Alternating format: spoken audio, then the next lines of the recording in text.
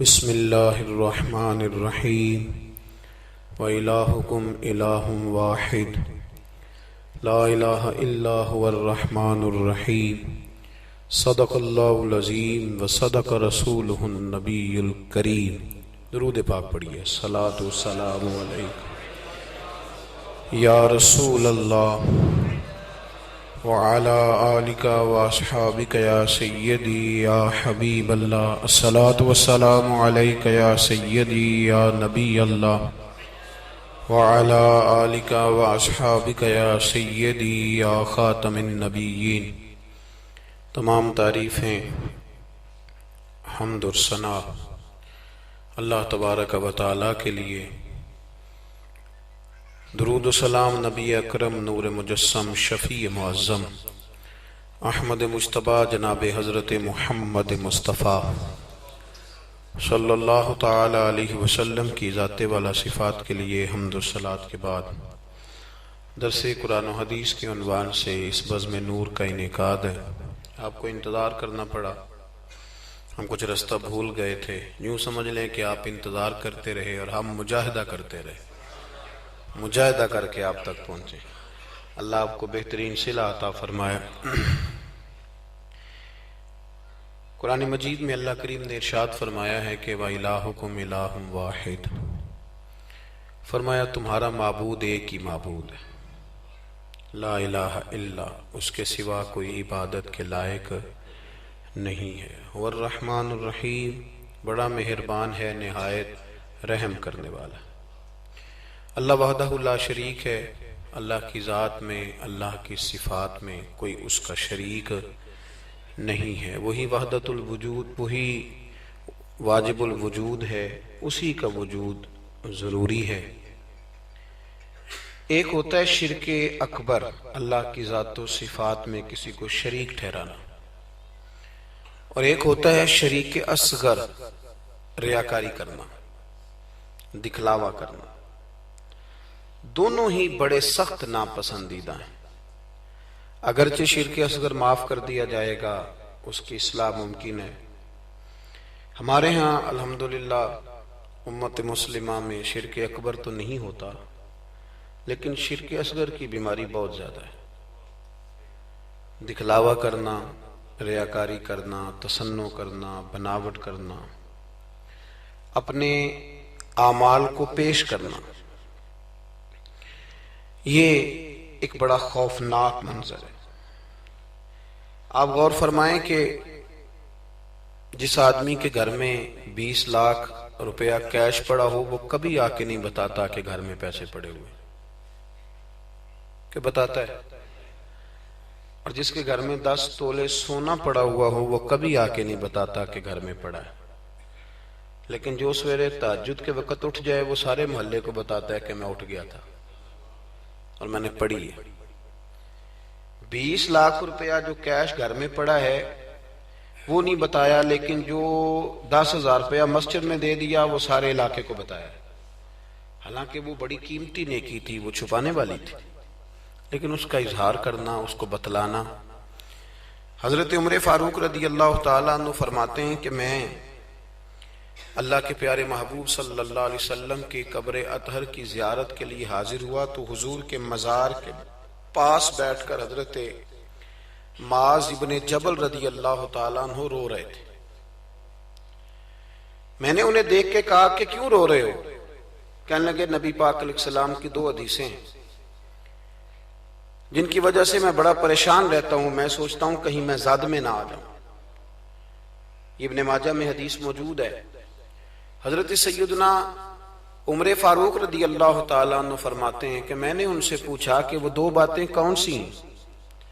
تو فرمانے لگے، ایک تو نبی پاک صلی اللہ علیہ وسلم نے یہ فرمایا تھا کہ اللہ فرماتا ہے جس نے میرے ولی سے دشمنی کی، میرا اس کے خلاف اعلان جنگ ہے۔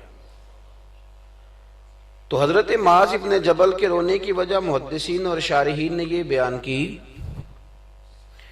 کہ وہ رو اس لیے رہے تھے کہ کیا پتہ چلے گا کہ اللہ کے بندوں میں سے ولی کون ہے، تو کہیں بھول کر بھی کسی کی بے ادبی نہ کر بیٹھوں، اس لیے وہ رویا کرتے تھے، ڈرا۔ یہاں تو لوگوں کو پتہ ہوتا ہے نا یہ ولی ہے اللہ کا، پتہ ہے نا لوگوں کو کہ داتا صاحب اللہ کے ولی ہیں، خواجہ معین الدین اجمیری اللہ کے، حضرت بایزید بستامی اللہ کے ولی ہیں، حضرت جنید بغدادی اللہ کے، لیکن پھر بھی لوگ بے ادبی کرتے ہیں. پتہ ہے. چونکہ حضرت معاذ ابن جبل فرماتے مجھے پتہ نہیں اس لیے ڈر لگتا ہے. اور دوسرا حضرت معاذ، اس مسجد میں اذان ہوگی جی؟ یہاں اذان ہوتی ہے نہیں؟ یہ جو ابھی ہونی ہے نا جی؟ جی ٹھیک. تو حضرت معاذ ابن جبل رضی اللہ تعالیٰ عنہ فرماتے ہیں دوسری یہ بات کہ نبی کریم صلی اللہ تعالیٰ علیہ وآلہ وسلم نے ارشاد فرمایا کہ تھوڑی سی ریاکاری بھی شرک ہے. تھوڑی سی، سیاستہ کی روایت درس کر رہا ہوں. یعنی یہ نہیں ہو سکتا کہ چلیں آپ تھوڑی سی کر لیں اور باقی سارے مخلص ہو جائیں، یہ نہیں فرمایا، بلکہ فرمایا تھوڑی سی ریاکاری بھی شرک ہے. تھوڑا سا بھی دکھلاوا نہ کرو، تھوڑا سا. چونکہ ذات الہی کے لیے جو کام کر رہے ہو وہ بندوں کو کیوں بتا رہے ہو؟ جو کام اللہ کی رضا کے لیے، اس میں بندوں کی شراکت کا کیا معنی ہوگا؟ میرے عزیز دوستو، ہمارے ہاں معاشرے میں گھٹن تب پیدا ہوتی ہے جب لوگ نیکیاں چھپ کے نہیں کرتے. بہت سارے لوگوں کو نماز پڑھ کے بھی سکون نہیں ملتا، ذکر کر کے بھی سکون، اس لیے کہ کہیں نہ کہیں ان کے دل میں یہ بات بیٹھ جاتی ہے کہ میں نفل پڑھنے لگا ہوں، اللہ کرے کسی کی نظر پڑ جائے اور وہ دیکھ کے کہہ دے کہ میں نہ، کیا میری بات، کیا میرا رویہ. حضرت جنید بغدادی رحمت اللہ علیہ فرماتے ہیں کہ ایک شخص تھا میرے زمانے میں جس نے نیک بننے کے لیے نماز شروع کی اور بڑی پکی نمازیں پڑھتا تھا، لیکن جدھر سے گزرتا تھا لوگ کہتے تھے وہ دیکھو ریاکار جا رہا ہے. کیونکہ جس مقصد کے لیے کام کرتا تھا وہ عیاں ہو گیا. میرے پاس ایک دن آیا، کہنے لگا حضور نیک نامی کے لیے عبادت شروع کی تھی، الٹا بدنام ہو گیا ہوں. تو آپ فرماتے میں نے اسے کہا تو لوگوں کی طرف سے امید اتار کیوں نہیں دیتا کہ لوگ تیری تعریف کریں گے؟ تو ایک ہفتہ اس لیے پڑھ کے میرا اللہ دیکھ لے اور اللہ کے رسول دیکھ لے، اس لیے پڑھ لے ایک ہفتہ، پھر اس کے بعد مجھے بتانا. وہ شخص کہتا ہے ابھی پورا ہفتہ نہیں ہوا تھا کہ میرے پورے علاقے نے میری عزت کر دی شروع کر دی. اخلاص بڑا ضروری ہے. آپ یقین کریں اب تو یہ جو ہمارا مذہبی ماحول ہے نا، اس کے اندر بھی آپ کبھی اشتہار پڑھیں تو ایک صدارت ہوتی ہے، ایک سرپرستی ہوتی ہے، ایک نگرانی ہوتی ہے، ایک خصوصی تعاون ہوتا ہے، ایک مہمان خصوصی ہوتا ہے، ایک فلانے صاحب ہوتے ہیں، ایک فلانے صاحب ہوتے ہیں. تو کئی دفعہ بندہ سوچ میں پڑ جاتا ہے کہ یار حد ہو گئی ہے، اس گاؤں میں صرف 6 ہی بندے ہیں، یہی صرف قابل بندے تھے جن کے نام لکھ دیے گئے، اور پھر جس کے پاس نوٹوں کی دتھی ہوتی ہے اس کا فرنٹ سیٹ پہ اس کا نام لکھا ہوا ہوتا ہے، وہ آگے ہوتا ہے. ایسے تو نہ کریں آپ. اخلاص دیکھیں نا، جو بندہ ویڈیو میں آ گیا اس کا تو سب کو پتا چل گیا کہ محفل میں آیا ہوا تھا، تو جو ویڈیو میں نہیں آیا اس کا بندوں کو پتا چلے نہ چلے، رب رسول کو تو پتا ہے نا کہ آیا ہوا تھا. آپ کی اس محفل کا مہمان خصوصی پتا کون ہے؟ بتا دوں؟ میں نہیں، میں تو سیدھا سٹیج پہ آیا ہوں، سٹیج سے سیدھا گاڑی میں جاؤں گا. اس محفل کا مہمان خصوصی وہ ہے جس نے یہاں جھاڑو دیا مسجد میں، جس نے صفیں بچھائی ہیں، جس نے جو پیچھے بیٹھا ہے، جس نے بیچارے نے یہاں سارا دن محنت، جس نے اشتہار لگایا، وہ مہمان خصوصی جس نے محنت کی. باقی تو آئے لوگ صدارت کر کے گزر گئے. اخلاص والا عمل زندہ رہتا ہے. اور اگر آپ ناراض نہ ہوں تو میں تو ریاکاری کا سادہ ترجمہ کیا کرتا ہوں، اگر آپ کہیں تو کر دوں. یہ تسی بولے نہیں، 2-4 تے بندے بولے رہن دینے ہیں، کوئی اور گل کر لے. کر دوں ریاکاری کا سادہ ترجمہ؟ میں ریاکار کو نہ اداکار کہتا ہوں. میں کہتا ہوں جو ریاکار ہوتا ہے یہ بنیادی طور پہ تو اداکاری لمبی چلتی کوئی نہیں، بندہ تھک جاتا ہے. اداکاری لمبی نہیں چلتی، لمبا کام اخلاص والا چلتا. وہ تھوڑا ہو وہ اخلاص والا چلتا ہے. خلوص کا معاملہ کریں بھئی، کچھ کام تو ایسے کریں جو فقط اللہ اور اس کے رسول کی رضا کے لیے، اور ان کو چھپائیں کہ کوئی بندہ دیکھ نہ لے، چھپا کے رکھیں. مخلص فی الدین، اللہ کی رضا کے لیے. حضرت سیدنا عثمان غنی رضی اللہ تعالیٰ عنہ نے نا سید عائشہ صدیقہ رضی اللہ تعالیٰ عنہا کو نے ایک ملازمہ دی تھی، خادمہ کا. اماں جی یہ آپ کے کام کاج کر دے گی سارے، یہ آپ کو بہت ساری جو چیزوں کی ضرورت ہوگی فراہم کریں گی، کپڑے دھویا کریں گی، جھاڑو دیں گی، روٹی پکا کے، ایک خادمہ دی، کنیز دی۔ وہ کنیز کہتی ہے کہ میں تو گئی تھی حضرت عائشہ کی خدمت کرنے، اور وہاں منظر یہ تھا کہ جناب عائشہ میرے بھی سارے کام کر دیتی تھی۔ وہ روٹیاں پکانے کھڑی ہوتی تو 2 روٹیاں مجھے بھی پکا دیتی، وہ کپڑے دھونے کے لیے کھڑے ہوتی تو کہتی لا تیرا دوپٹہ میں بھی دھو دیتی ہوں۔ وہ میرے سارے کام کر دیتی، لیکن جب کوئی دروازے پہ بھیک مانگنے آتا نا تو جناب عائشہ صدیقہ مجھے پیسے دے کے کہتی جاؤ اسے دے آ۔ تو میں عرض کرتی کہ اماں جی سارے کام آپ میرے بھی کر دیتی ہیں، اور جب باہر کچھ دینے کی باری آتی ہے تو آپ مجھے بھیجتی ہیں، تو اس میں کیا حکمت ہے؟ تو جناب عائشہ صدیقہ رضی اللہ تعالیٰ عنہ کی سوچ دیکھیں، پھر لوٹیں میرے دوست، دیکھیں ہماری اماں ہماری تربیت کیسے کرتی ہیں، دیکھیں ان کا انداز فکر کیا ہے سوچنے کا۔ جناب عائشہ صدیقہ رضی اللہ تعالیٰ عنہ فرمانے لگی جب تو باہر جا کے اس کو خیرات دے گی نا تو وہ تجھے دعا دے گی، تو وہ سمجھے گی کہ یہ مجھے دے رہی ہے، وہ دعا بھی تجھے ہی دے جائے گی۔ میں دعا بھی نہیں لینا چاہتی، میں نے جو بھی اجر لینا ہے قیامت کے دن اپنے رب کریم سے ہی لینا ہے۔ میں چاہتی ہوں کہ دعا بھی تو ہی لے لے، میں دعا والا۔ یہاں تو 36 مرتبہ شکریہ ادا کرنا پڑتا ہے، 36 مرتبہ، فلانا آیا اس کا بھی شکریہ، فلانا آیا اس کا بھی شکریہ، فلاں صاحب آئے ان کا بھی شکریہ، اتنے شکریہ ادا کرنے پڑتے ہیں۔ اور ہمارے تو دیہاتوں میں لوگ کہتے ہیں نیکی تے میں کراں پر یہ کڑا نہ نیکی کر دے۔ میں کہ چلو انہوں نے کہنے ہیں تساں نیکی کیتی تو اڑے اشتہار چھپوا دیں، بندہ بڑا چنگا بھی میرے نہ نیکی کر گئے، اس کے پوسٹر لگنے چاہیے۔ نیکی کس کے لیے کی تھی؟ بولیے سارے بولیے۔ تو اللہ کو بتانے کی ضرورت ہے۔ ہمارے ہاں تو ختموں میں بڑا برا حال ہوتا ہے، ایک لسٹ دی جاتی ہے بڑی لمبی، مجھے بھی ایک جگہ لسٹ دے دی، اس پہ لکھا تھا کہ 5000 قرآن پاک پڑھا ہے، حالانکہ مرنے والے کا اپنا بیٹا ایک سپارہ بھی نہیں پڑھتا، وہ ایک سپارہ بھی نہیں پڑھتا۔ 5000 قرآن پاک، اتنے لاکھ درود شریف۔ تو میں نے دعا شروع کی تو میں نے کہا کہ یا اللہ جو پڑھایا جانے والے کی روح کو بخش دے۔ تو بعد میں مجھے وہ کہنے لگے پیر صاحب آپ نے بتایا نہیں کیا کچھ پڑھا تھا۔ میں کہنے دسنا ساجے، کس کو بتانا تھا؟ ثواب کس نے دینا ہے؟ اس کو ضرورت ہے بتانے کی؟ معاذ اللہ، آپ کیسی بات کرتے ہیں؟ یعنی یہ ثواب بھی اب بندوں کو بتائیں گے؟ پھر جی یہ 50,000 روپیہ میں اپنے ابا جی کی طرف مسجد دینے لگا ہوں تو یہ ختم میں یہ بھی اعلان کر دیں۔ اچھا جناب، ابا جی آپ کو کیا دے گئے؟ کہنے لگا 2-4 ایکڑ زمین بھی، کاروبار بھی، پیسے بھی۔ تو میں نے کہا اس نے بھی مسجد میں اعلان کرایا تھا کہ بغیر اعلان کے دے گیا ہے؟ اتنی وہ تو بغیر اعلان کے دے گیا، تو اس میں سے 20,000 دے رہا ہے، اس کا بھی اعلان کرا رہا ہے۔ اور قاری صاحب بیچارے کئی دفعہ خطیب صاحب الجھ جاتے ہیں، اس لیے کہ جب وہ 1000 روپیہ دینے آتا ہے تو کہتا ہے صحیح کر کے دسیا دے محمد بشیر دکھن علامت بندے پہاڑ والا سمجھ لیں، صحیح کر کے بتانا، ہنسنے کے لیے نہیں رونے کے لیے بات کر رہا ہوں۔ یہ اتنا برا حال ہو جائے گا ہمارا، کس کو بتاتے پھرتے؟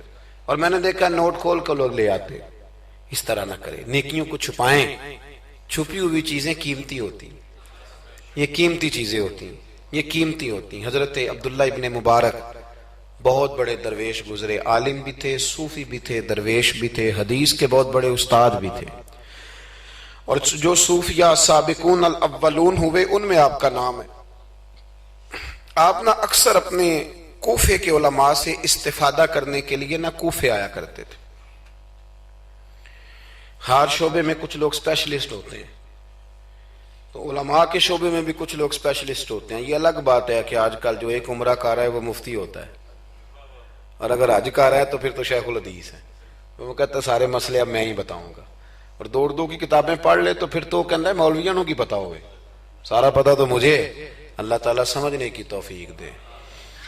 حضرت عبداللہ ابن مبارک جاتے تھے کوفے کے علماء کے پاس، اور وہاں جا کر کے ان سے استفادہ کرتے تھے۔ اب تو ہوٹل بن گئے ہیں، آپ جس ملک میں جس ایریے میں جاتے ہیں ہوٹل بک کر دیا جاتا ہے، اب وہاں قیام کرتے ہیں۔ اس زمانے میں یہ طریقہ نہیں تھا۔ مسجدوں کے ساتھ لوگوں نے مہمان خانے بنائے ہوئے تھے، وہاں جا کے لوگ قیام کرتے تھے، کھانا پانی مسجد میں لوگوں کو پتہ چلتا تھا، مہمان آ گیا وہاں لوگ کھانا بھیج دیتے تھے۔ حضرت عبداللہ ابن مبارک رحمت اللہ علیہ اکثر اس مہمان خانے میں کوفے جا کے رکتے۔ ایک نوجوان تھا، اس کو علماء کی خدمت کا بڑا شوق تھا، اللہ کے بندوں کی خدمت کا شوق لگ جائے تو پھر اللہ بڑی رحمت فرمایا کرتا ہے. اسے بڑا شوق تھا, وہ بڑی خدمت کرتا, آپ کے لیے کھانا لاتا, پانی لاتا, چائے لاتا, تکیہ پیش کرتا. بڑے مہینوں سالوں سے ملاقات رہی. پھر ایک دفعہ حضرت عبداللہ ابن مبارک آئے کوفے میں تو پوچھا کہ وہ نوجوان کہاں ہیں. لوگوں نے عرض کی حضور وہ چھوٹا سا کاروبار کرتا تھا تو اس پہ قرضے چڑھ گئے. جن لوگوں کے پیسے دینے تھے نا وہ بڑے تگڑے لوگ تھے, انہوں نے پرچہ کٹوا دیا. کوتوالے شہر سمجھ لیں کہ ایس ایچ او گرفتار کر کے لے گئے. جب تک بندہ سخاوت کر رہا ہوتا ہے تب تک نہیں لوگ پوچھتے کہاں سے آئے ہیں, اور جب بندہ کہیں الجھ جائے نا تو پھر بندے کہتے ہیں اوہو بندہ ہی ٹھیک نہیں تھا. بڑے بڑے لوگوں کو نقصان ہو جاتا ہے کاروبار میں, یہ کیا بات ہوئی. حضرت عبداللہ ابن مبارک کو پتا چلا. ویسے آج کل کا کوئی پیر ہوتا تو وہ پیر صاحب پتہ کیا کرتے ہیں, جب تک مرید جھاڑو دیتا رہے پھر تو وہ کہتے ہیں میرا منظور نظر ہے, لیکن اگر قرضے چڑھ جائیں تو کہتے ہیں اس کا ذاتی معاملہ ہے, میں ذاتی معاملات میں مداخلت نہیں کرتا. تو جب تیرے گھر میں 6-6 درجن کنوں لے کے آتا تھا تب ذاتی معاملہ نہیں تھا, اب ذاتی معاملہ ہو گیا ہے. اسی طرح کام لیڈر کرتے ہیں, کام کراتے رہتے ہیں سیاستدان, اور اگر بندہ الجھ جائے تو کہتے ہیں اس کا ذاتی معاملہ ہے. تو جب دفتر کھلوا رہا تھا تب ذاتی معاملہ نہیں تھا. ہمارا یہ مزاج ہے کہ ہم طبعاً انسانوں سے نفع لینا چاہتے ہیں, لالچی ہوتے جا رہے ہیں. سیدنا عبداللہ ابن مبارک رحمت اللہ تعالی علیہ نے کہا قرضہ چڑھ گیا ہے اور وہ بند ہے جیل میں. آپ گئے, جا کے کوتوال سے ایس ایچ او سے ملاقات کی.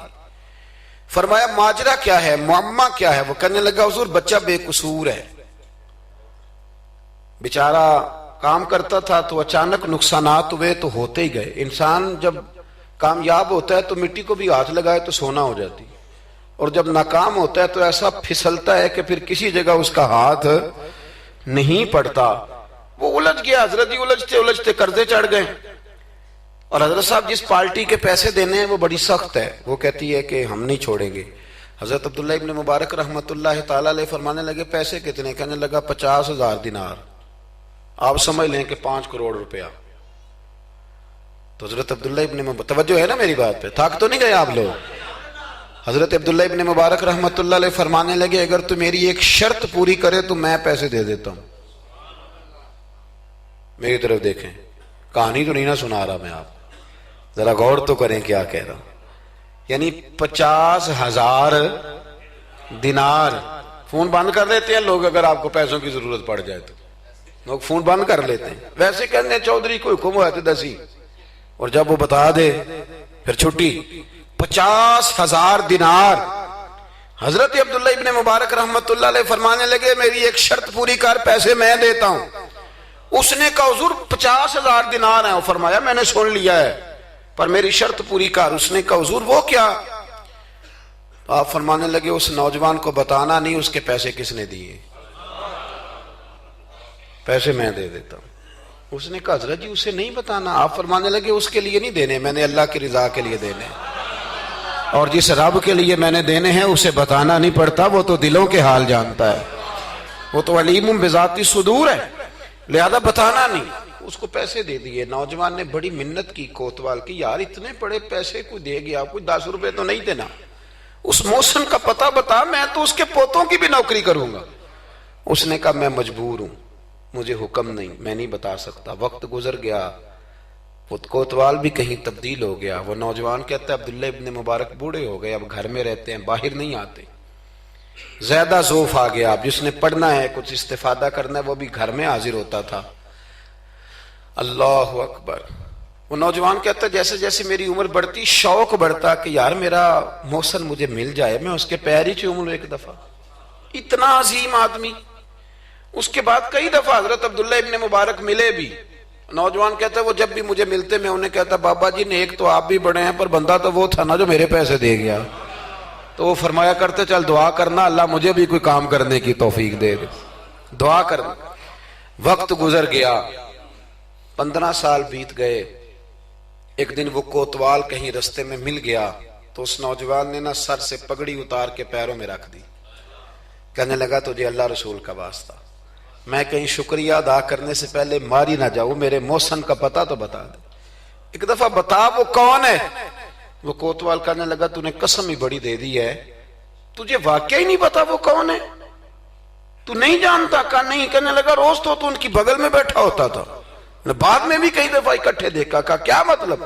کہنے لگے حضرت عبداللہ ابن مبارک. وہ نوجوان کہتا ہے میں اتنا تیز دوڑا کہ پگڑی گر گئی, جوتے ٹوٹ گئے, پیروں میں زخم ہو گئے, پر میں بھاگا کہ میں شکریہ ادا کروں. میری اجرت میری محنت سے زیادہ کیوں ہے؟ میرے محسن تیرے احسان سے ڈر لگتا ہے. کہتے ہیں دوڑا گیا, لیکن قربان جاؤں جب عبداللہ ابن مبارک کے گھر کے باہر پہنچا تو رش لگا ہوا تھا. میں نے لوگوں سے پوچھا کیا ہوا, تو کہنے لگے 2 گھنٹے گزرے عبداللہ ابن مبارک انتقال کر گئے.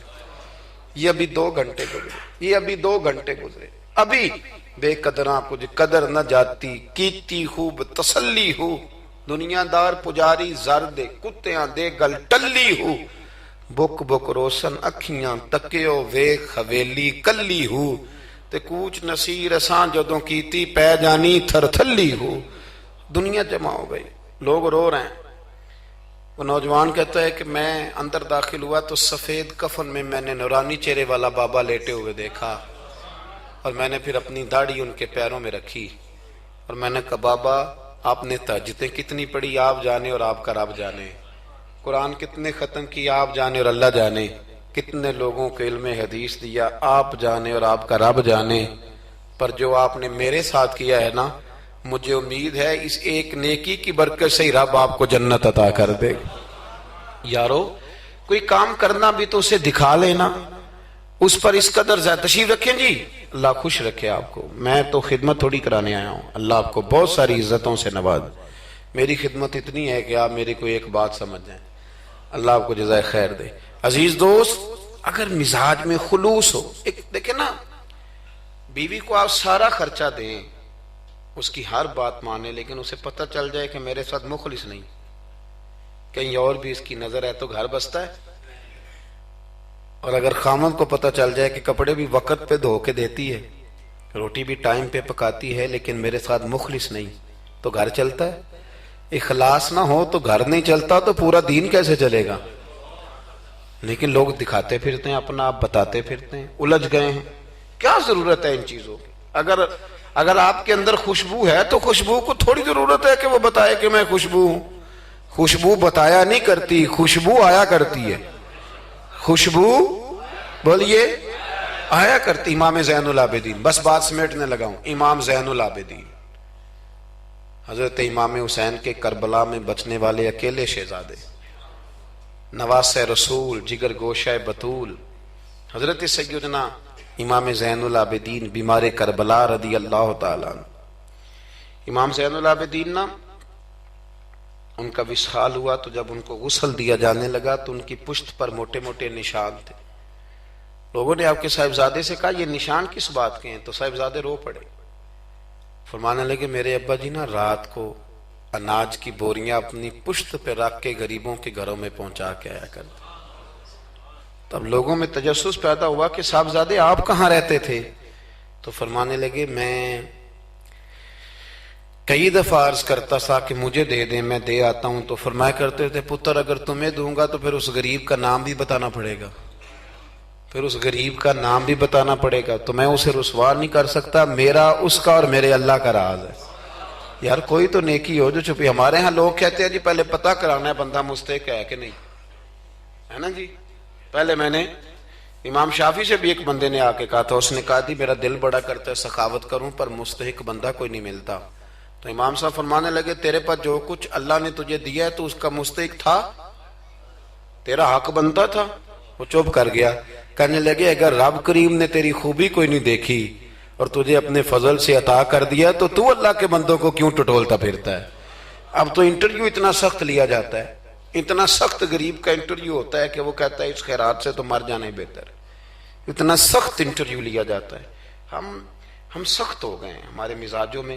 ہر مانگنے والا آدمی دکاندار. میں رات کو نا لاہور تھا, تو واپسی پہ ایک جگہ پہ نا لاہور سے آتے ہوئے ایک پیٹرول پمپ پہ قریب ہی لاہور کے بریک لگائی بچے نے, کچھ تیل بھروانا تھا, کچھ اور طبی ضروریات تھیں. تو ایک بچی کوئی 10-12 سال کی وہ قریب آ گئی کھلونے لے کے. تو اس نے کہا انکل جی کھلونا لے لو. میں نے اس سے کہا بچے سے کہ کھلونا ہم نے کیا لینا ہے، اس کو 10-20 روپے دو اور ساتھ اس کو کہو کہ بیٹی رات بڑی ہو گئی ہے گھر چلی جا، زمانہ ٹھیک نہیں۔ تو اس نے شیشہ کھول کے کوئی 20 روپے اس کی طرف بڑھائے تو بچی کہنے لگی انکل میں مانگتی نہیں۔ تو بیٹیاں نا، میری بھی بیٹی، میری بیٹی کی عمر کی تھی وہ بھی، میں نے بڑی عجیب سی طبیعت میں بات اتری تو میں نے کہا بھی اس سے کھلونا خرید لو، 200 روپے کا کھلونا خریدا۔ تو اس کو میں نے کہا پتر اتنی رات کو یہاں کیوں گھومتی ہو، 10 بجنے کو ہیں اور آپ اس وقت؟ تو کہنے لگی چچا وہ سامنے کرسی پہ میرے ابا جی بیٹھے، ان کا ایکسیڈنٹ ہو گیا اور ان کی ایک ٹانگ اور ایک بازو کام نہیں کرتا۔ تو میں آپ کو افغانستان کی غربت نہیں سنا رہا، یہ میں آپ کو اپنے ملک کی بات بتا رہا ہوں۔ ہمارے ہاں جس کے پاس 4 پیسے آتے ہیں وہ کہتا ہے ساری دنیا ہی امیر ہے، وہ پھر غریبوں کا دکھ بھول جاتا ہے۔ تو کہنے لگی وہ میرے ابا جی بیٹھے ہیں، میں ان کے ساتھ آئی ہوں، تھوڑا سا سامان اور بیچنا ہے پھر ہم نے گھر چلے جانا ہے۔ تو وہ ساری رات میری آنکھوں کے سامنے بچی گھومتی رہی، میں سوچتا رہا کہ اللہ تو مہربانی فرما، بیٹیاں تو برابر ہوتی ہیں، بیٹیاں تو برابر ہوتی ہیں۔ کہنے لگی سودا ابا ہی لے کے آتا ہے پر وہ چل نہیں سکتا۔ میں کہہ رہا تھا یار کیا کرنا ہے ان دولتوں کا جو لوگوں نے سمیٹ کے جیبوں میں رکھی ہوئی ہیں، کس کام کی؟ بشرط یہ ہے کہ ہم تو پیسے وہاں لگائیں گے جہاں میچ ہوگا نا کپ کا اور ہمیں مہمان خصوصی بنایا جائے گا، وہاں ہم پیسہ خرچ کریں گے۔ اور ہمیں جب کبڈی میں بلایا جائے گا کہ چلو صاحب آپ مہمان خصوصی ہیں تو آپ نے اتنے پیسے دینے ہیں، تو وہاں ہم دیں گے جہاں فوٹو بازی ہوگی۔ اخلاص، خلوص، للہیت، یہ حسن ہے، اس کو اپنائیے، اللہ ہمیں سمجھنے کی توفیق عطا فرمائے۔ میں مسافر سا آدمی ہوں، ابھی ایک جگہ پہ اور بھی آگے جانا ہے، اور یہ بھی دعا کریں کہ رات کا وقت ہے کوئی رستہ آسانی سے مل جائے۔ ہم جو پروٹوکول نہ لینے والے بندے ہیں نا، انہیں رستہ بھی مشکل سے ملتا ہے۔ پروٹوکول والے ہوں نا جی، جماعتیں ہوں بڑی بڑی، ایک جماعت کا صدر اس کونے میں کھڑا ہے، ایک اگلے محلے میں کھڑا ہے، ایک اگلے میں، پھر ذرا آسان ہو جاتا ہے۔ جگہ جگہ پروٹوکول ہوتا ہے نا، بغیر پروٹوکول کے جب گاڑیاں چلتی ہیں تو پھر اندھیروں میں کھو بھی جاتی ہیں کئی دفعہ۔ اللہ تعالیٰ آپ کو بڑی عزتیں عطا کرے اور بہت ساری برکتیں دے۔ میں دعا کے بعد رخصت لوں گا، کیونکہ جب آپ ملنے کے لیے دوڑتے ہیں تو کئی دفعہ بڑی دقت ہوتی ہے کہ یار لوگ پیار کر رہے تھے کیوں نکل گئے، لیکن آگے بھی کچھ لوگ انتظار کر رہے ہیں۔ اللہ آپ کو سلامتی عطا کرے۔ اللہم صلی علی سیدنا و مولانا محمد عدد ما فی علم اللہ صلاۃ دائمۃ بدوام ملک اللہ۔ اللہ جن لوگوں نے بندوبست کیا ان کی کوشش قبول فرما، جو تشریف لائے انہیں قدم قدم پہ راحتیں عطا فرما۔ اے عرش و فرش کے مالک ہمارے گناہ معاف کر دے، ہمارے گناہ معاف کر دے، ہمارے گناہ معاف کر دے۔ بھول جاتے ہیں ہم سے درگزر فرما، ہمارے حق میں رحمت والے فیصلے فرما، امت کی خیر فرما، امت کی خیر فرما، امت کی خیر فرما۔